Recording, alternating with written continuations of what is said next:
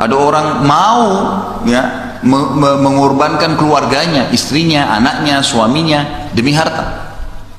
Berapa banyak orang meninggalkan rumah tangganya karena keadaan ekonomi misalnya. Ternyata dia pada saat pun pindah ke rumah tangga yang baru, yang lebih banyak hartanya, itu tidak memberikan kepada dia kebahagiaan. Tapi karena target dia harta, walaupun misalnya suaminya yang baru ini jahat, suka mukul, nggak apa-apa, karena targetnya hartanya. Tidak ada kebahagiaan di situ. Allah Subhanahu wa taala mengatakan dalam Al-Qur'an, "A'udzubillahi minasyaitonir rajim, alhaakumut takatsur." Alhaakumut takatsur itu kenapa kalian ini sibuk mikirin harta terus, nggak ada ujung-ujungnya. Hatta zurtumul maqabir, sampai kalian nanti mendatangi kuburan. Kalau mati baru tahu tuh kalau harta tidak bisa dibawa ke sana. Mobil kita yang mewah cuma parkir di mana? Di pagar kuburan, nggak mungkin dikubur bersama kita. Ibu-ibu kalau punya mobil Alphard, pas mati di kain kafan ditaruh di mobil Alphardnya, nggak mungkin. Pasti mobil Alphardnya cuma sampai di pagar kuburan, setelah itu jadi warisan pulang, paling lama sejam setelah ngantar kita sudah pulang semua, gitu ya. Nggak bisa. Bukan kebahagiaan di harta. Harta itu akan habis, sampai kata Nabi SAW apa? Di sini dititik poinkan, beliau mengatakan hartamu yang sebenarnya adalah yang engkau infakkan di jalan Allah, dan hartamu yang cuman samar, gitu kan, sesuatu yang sekedar hiasan adalah yang engkau habiskan untuk makanan, minuman, dan pakaian.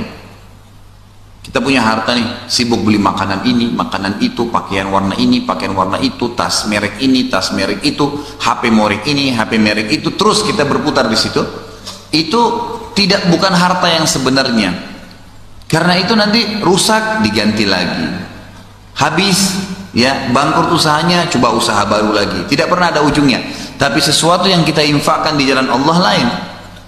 Kalau kita infakkan di jalan Allah, maka kita akan lihat ya bagaimana itu akan terus bertambah.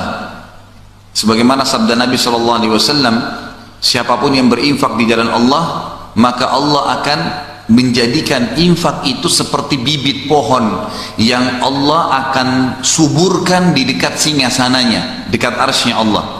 Dia akan terus tumbuh infak itu di jalan Allah, sampai-sampai setiap ranting memiliki setiap dahan pohon itu memiliki 100 ranting yang memiliki lagi 100 cabang, biji-biji yang akan berbuah, yang akan berbunga, gitu kan. Seperti terus tumbuh ya, sampai nanti orang itu bertemu dengan Allah, yang dia infakkan 100.000, dia temukan mungkin 100 juta atau mungkin 100 miliar jumlahnya, pahalanya seperti itu. Itu yang sebenarnya harta yang kita milikin. Makanya kebahagiaan bukan dengan harta. Nabi SAW waktu didatangin pada saat beliau lagi tidur, kemudian di sisi kanan beliau itu penuh dengan tanah. Umar bin Khattab masuk ke rumahnya sambil berkata, "Ya Rasulullah, Raja Persia dan Raja Romawi, mereka semua lagi duduk di dipan-dipan yang empuk, dikipas oleh dayang-dayang ya, yang memiliki dikipas oleh dayang-dayang, gitu kan, sehingga mereka tidak kepanasan. Sementara anda Nabi dan Raja kami tidur di tanah seperti ini." Maka kata Nabi SAW, beliau duduk lalu berkata, "Wahai Ibnu Khattab," wahai anaknya Khattab, maksudnya Umar bin Khattab ya, "Wahai Ibnu Khattab, apakah kau ragu dengan apa yang Allah janjikan untuk kita di akhirat? Sesungguhnya kita memiliki semua fasilitas di akhirat, dan mereka orang kafir memilikinya di dunia. Dunia sebentar, semua akan berlalu." Jadi harta ini bukan hal yang jadi target. Kita jadi target mau kejar uang 1 miliar. Begitu sudah masuk dari rekening kita, yang kita lihat tulisan 1 dengan 00-nya, gitu kan.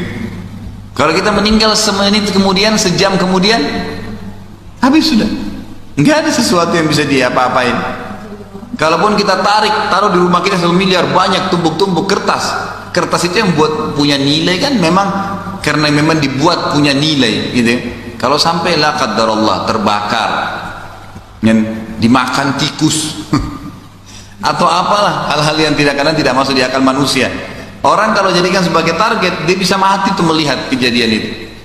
Tapi kalau orang tidak jadikan itu sebagai target, bukan itu targetnya, maka tentu karena dia gantungkan kebahagiaan ada di harta. Kebahagiaan itu ada di keturunan tadi misalnya, dengan berbangga punya keturunan banyak, urusan sama urusan dunia ini. Itu contoh, ini belum masuk ke materi ya, kita masih baru memberikan gambaran ya, wacana tentang adanya orang yang menggantungkan kebahagiaan di beragam macam kehidupan kita ini. Nah nanti kita titik beratkan ternyata itu bukan kebahagiaan. Ada juga orang mengatakan kebahagiaan itu di jabatan, sampai dia mengejar jabatan apapun resikonya, mau namanya rusak, mau cerai sama istrinya, sama suaminya, mau nanti apa saja risikonya. Sampai orang berani ke dukun buat kemusyrikan hanya untuk mendapatkan sebuah jabatan, gak masuk di akal. Banyak orang pikir dengan dapat jabatan tertentu bahagia, ternyata tidak, karena semua perbuatan itu punya konsekuensi. Gak ada ceritanya orang jadi anggota dewan misalnya, kemudian tidak ada tugasnya, nggak ada cobaannya, pasti ada. Nggak mungkin. Nggak ada orang, Bapak Ibu sekalian, dari lahir sampai mati nggak pernah sakit, nggak mungkin, pasti sakit. Sunnatullah itu sistem. Ada sedih, ada senang, ada muda, ada tua, ada kaya, ada miskin, ada sukses, ada gagal. Itu pasti pasangan, tidak mungkin. Nggak mungkin orang sepanjang hidupnya semua sukses, nggak mungkin. Nggak mungkin, pasti ada kegagalan-kegagalan yang dia bisa belajar dari situ, pasti itu. Memang sudah begitu. Nabi SAW, kata para ulama, kehidupan Nabi SAW di Madinah itu adalah contoh yang paling besar bagi setiap muslim. Di zaman Nabi SAW ada sahabat yang mencuri, dipotong tangannya, ada sahabat yang berzina, ya dihukum, dirajam, ada sahabat yang dicambuk, ada sahabat yang jadi munafik, ada sahabat yang beriman, ada yang mati syahid. Jadi ragam kehidupan ini itu menandakan memang akan ada di kehidupan kita seperti itu. Gak bisa kita lewatkan. Jadi nggak mungkin dengan orang dapat jabatan kemudian dia bisa dapatkan kebahagiaan, tidak semudah itu. Yang dia anggap bahagia di sini pada saat punya jabatan apa? Pujian orang. Oh hebat ya. Sama saja pujian orang di ujung lidah. Di ujung lidah. Kamu cantik ya. Kamu gagah ya. Kamu pintar ya. Oh kamu hebat ya. Udah selesai. Habis itu apa? Apa habis itu? Enggak.